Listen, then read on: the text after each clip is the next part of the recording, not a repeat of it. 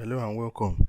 I trust that in this you have already finished your grid lines and you have labeled them.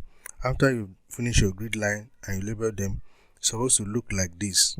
So the next thing for us to do now is to dimension our work.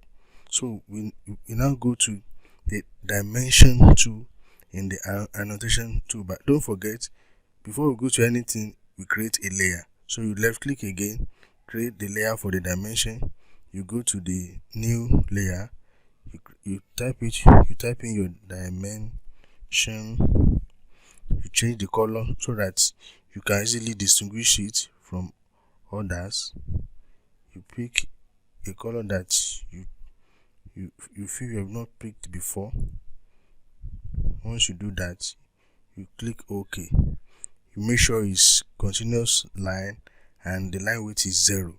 It will help us in our graphics when we want to print, or when we have printed, our drawing will come out very well. So you click close. Of course, you go to your tool win. Now we go to our dimension. We left click on the dimension. We make our layer of the dimension current. Now the next thing for us is to now start with our dimension. You see something like this. This is what you start from, because we want to be doing our dimension in a linear form, because we are dealing with a linear drawing. So you zoom to this place. Let's start from this angle. You click from this place, you click to this place, you draw it up. By the time you draw it up, you see the dimension that has come out. Now we need to do some editing in this class. Very important. Listen very carefully, and if you have any issue, you can just go back and rewind this class. Yes, now we want to change our settings, because this setting that we are seeing here is not the best setting that we can have. By the time you check your drawing, you see a very good well-dimensioned drawing. So let's work on this setting. By the time you click this one, you now go to annotate. From annotate, you see dimensions. From dimension, you see a very small arrow. That's the small arrow that you are going to left click on. It will now take you into another dialog box where you will work on this dimension style. Number one thing, you go to modify. From modify, it takes you to another dialog box where you now begin to work on step by step. Now I will advise you, in this place, just leave this place for now. Go to symbols and arrows, change this one to architectural tick, or anyone that suits you. Some people will take the dot, but for this lesson, let's take architectural tick, because we are working with a 2-bedroom. This arrow size, you can change it. For now, let's leave this arrow size and go to text. This text, there's one box at the right side of this text. You left click on it, it will take you to another box. You check the height of the text. If it's okay, you leave it. You now check the font. That font is not too nice. You can change it to any font you like that is okay. Me, I've chosen to pick Vadana. By the time you pick it, you click apply, and you now click set current, close. By the time you see the font has changed, but we still have other things to do. Let's go to fit. There's nothing to do in fit for now. We leave fit. Let's go to primary unit. All these dots, so we don't want it. We want it to be in whole number. So you click on this place, you turn it to 0. You can see now that your dimension is coming up gradually. Now the next thing for you to do is to now go back to that symbols and arrows. You now change this arrow size. Let's first of all pick maybe 34, and let's check how it is not yet so big. Let's pick 55, and let's see how it will look like. It's still not yet big. Let's pick 88, and let's see how it will look like. It's just coming up. You might pick maybe 100 to see how it will look like.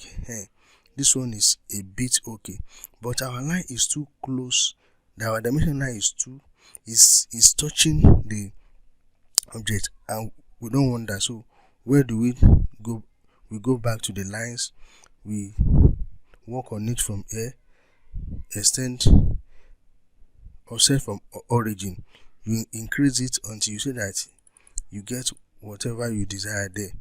Once you can get that, you leave it. Here too is also the color of the dimension lines. If you do not want it, you want another thing, you can play with it. This one too, you can change it to whatever you like. Select color, choose whatever you prefer. It's up to you. It's your design. So whatever suits you, you can choose and do whatever you want to do.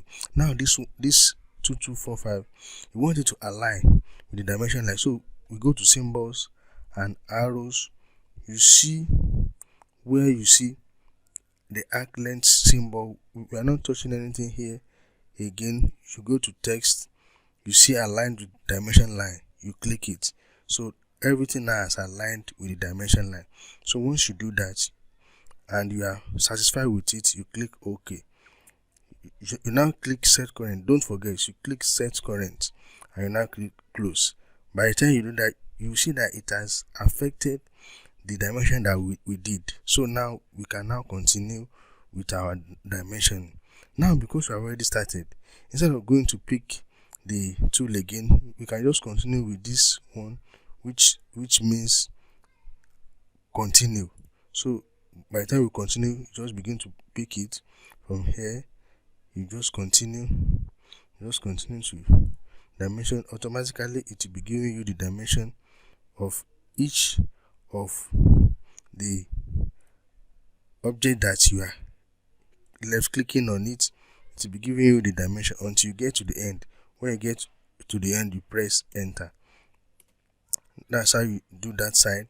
Again, you can also pick the dimension. Just pick one, for left click, again left click and push it up. You end it. You pick the one that is continuous. You continue with the dimension 2, 3, 4 and 5, and that's how you continue to do your dimension. You pick this one again for the internal dimension. Pick here to here. You drop it down. You click your continue. You now begin to continue your dimension. Just be left clicking on where you desire to place it. See, as you are clicking it, it's giving you the dimension of each of the spaces that you have clicked, and that's how you get your dimension. Now I want you to continue with this dimension and dimension the rest of this 2-bedroom bungalow. This is your tutorial for this stage. Anywhere you see your dimension overlapping on the text that you are writing, just click on the text and move it. You move it to another place so that you can be able to see your dimension and the text that you are writing very well.